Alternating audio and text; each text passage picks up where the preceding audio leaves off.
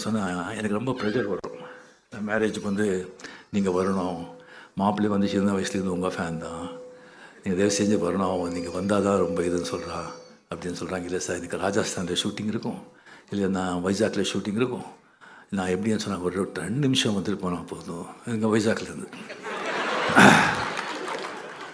அங்கேருந்து வந்து இங்கே வந்து அதுக்கப்புறம் இது வந்து சரி எங்கே மேரேஜ் இல்லை உங்களுடைய மகாபலிபுரம் இருக்குல்ல, அது 1 கிலோமீட்டர் இந்த பக்கம்தான், 2 நிமிஷம் அவ்வளோதான். இந்த மாதிரி அது வந்து அன்பு தான், அன்பில் சொல்லுவாங்க. இப்படி இருக்கும்போது ஒரு வாட்டி ஒரு ஃபோன் வந்து விஷ்ணு வெங்கடேஷன் ஒரு ஃபோன் பண்ணி, அதுக்கு முன்னாடியே வந்து ஒரு 2-3 வாட்டி நான் சந்திச்சிருக்கேன்.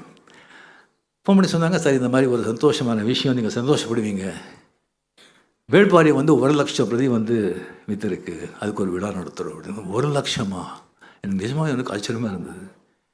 அப்போ பொன்னியின் செல்வன் கூட 1,00,000 போகல சார், இது சூப்பர் சார், சூப்பர், எக்ஸலண்ட், அந்த விழா வந்து வச்சுக்கிறோம் சொல்லும்போது சொன்னாங்க, சார் நீங்கள் வந்து உங்களுக்கு தெரியும் நீங்கள் ஷூட்டிங் பிஸியாக இருக்கீங்க, நிறைய பேர் கேட்குறாங்க உங்கள் ஃபங்க்ஷனுக்கு, இல்லைன்னு சொல்ல முடியாது, இதுக்கு வந்தீங்கன்னு சொன்னால் மறுபடியும் மற்றவங்க கேட்பாங்க, அதுவும் எனக்கு நல்லா தெரியும், நான் உங்களை வந்து எந்த ஒரு ப்ரெஷரும் நான் கொடுக்க மாட்டேன், பட் நீங்கள் வந்தால் நல்லா இருக்கும், நீங்கள் வரலன்னா கூட நான் ஒன்றும் இது இல்லை, அந்த மாதிரி இருந்தது அவருடைய அப்ரோச்.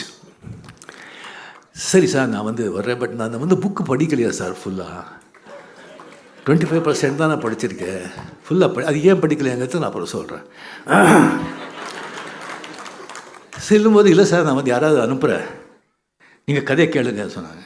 ஸோ சினிமா பார்த்து கதை சொல்கிற மாதிரி, சினிமா பார்த்தா எப்படி இருக்கும், சினிமா பார்த்தவங்க கதை சொன்னால் எப்படி இருக்கும், இல்லை சார் நான் அப்புறம் இது பண்ணுறேன், பட் நீங்கள் தயவு செஞ்சு நீங்கள் வந்து கிழமை அப்படியெல்லாம் நீங்கள் வந்து போட்டுடாதீங்க, நீங்கள் பார்த்துக்குங்க, நான் இங்கே வந்து வந்திருக்கவங்கெல்லாம் நீங்கள் வந்து பார்த்தா நல்லா தெரியுது, எல்லாம் வந்து வாசகர்கள், எல்லாம் வந்து இலக்கியவாதிகள், பெரிய வந்து லர்னட் பீப்புள்.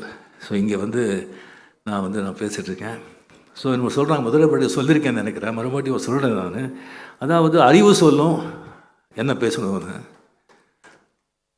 அண்ட் உன்னுடைய திறமை சொல்லும் எப்படி பேசணும்னு, அரங்கம் சொல்லும் எவ்வளோ பேசணும்னு, உன் அனுபவம் சொல்லும் எது பேசணும் எது பேசக்கூடாது.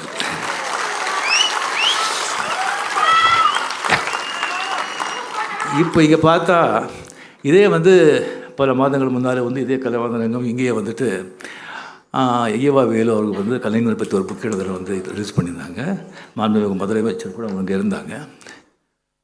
ஸோ அங்கே வந்து எல்லாம் வந்து எல்லாருமே ஐஏஎஸ் ஐபிஎஸ் எல்லாம் நம்ம வந்து மினிஸ்டர்ஸ் எல்லாமே வந்து வந்திருந்தாங்க. நான் வந்து அப்படியே பேசும்போது எல்லாமே நண்பர்கள் தானே, பேசும்போது இந்த மாதிரி வந்து ஓல்டு ஸ்டூடெண்ட்ஸ் எல்லாம் சமாளிக்கிறது ரொம்ப கஷ்டம், அது வந்து ரொம்ப கஷ்டம், அதெல்லாம் வந்து அது ஸ்கூல் விட்டு கிளாஸ் விட்டு போக மாட்டாங்க அப்படின்னு சொல்லிவிட்டு, அதுக்கப்புறம் நான் வந்து சொன்னது இது பண்ணியிருந்தேன் நான். அப்படி இருந்தால் கூட ஓல்டுன்னு சொன்னால் அந்த எக்ஸ்பீரியன்ஸு, ஓல்டு பீப்புள் அவங்கெல்லாம் தூண்கள், அவங்கெல்லாம் ஃபவுண்டேஷன், அந்த மாதிரி எக்ஸ்பீரியன்ஸ் ஓல்டு திஸ்டிங் இல்லைன்னு சொன்னால் எந்த இயக்கமும் எந்த பாட்டையும் வந்து அவ்வளோ திஸ்டிங் தேராது. அது தூண்கள் மட்டும் இல்லை, சிகரம் கூட. அந்த மாதிரி சொல்லணும்னு சொல்லி இது பண்ணிவிட்டு அந்த எல்லா சிரிப்பு இதில் வந்து அதை மறந்துட்டேன்.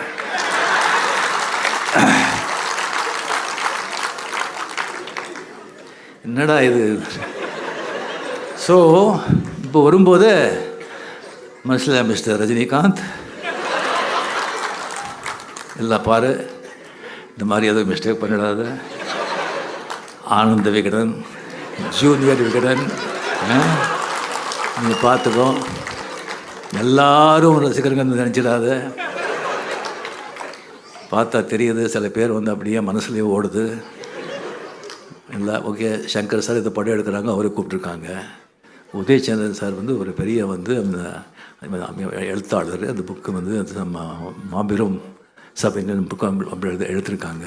கோபிநாத் பற்றி ஒரு திறமை பேச்சு பற்றி கேட்கவே வேண்டாம். அண்ட் ரோகிணி பற்றி நான் பேசுகிறதில்ல, ரொம்ப அறிவாளி ரோகிணி, அண்ட் சமூகத்து மேலே அக்கறை உள்ளவங்க, அவங்க பேசியிருக்காங்க. சரி, ஆர்டிஸ்ட் ஒரு ஹீரோ யாராவது கூப்பிடணுன்னா சிவகுமார் இருக்காரேப்பா,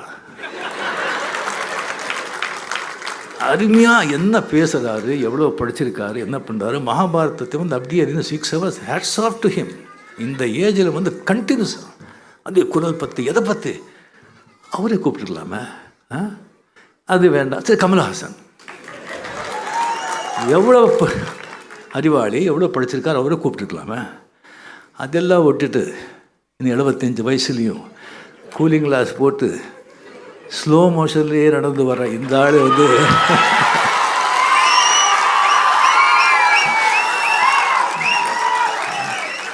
கூப்பிட்டுருக்காங்களே அப்படின்னு சொல்லி யாரும் நினைப்பாங்க. ஸோ ஜாகிரதைப்பா அப்படின்னு சொல்லிட்டு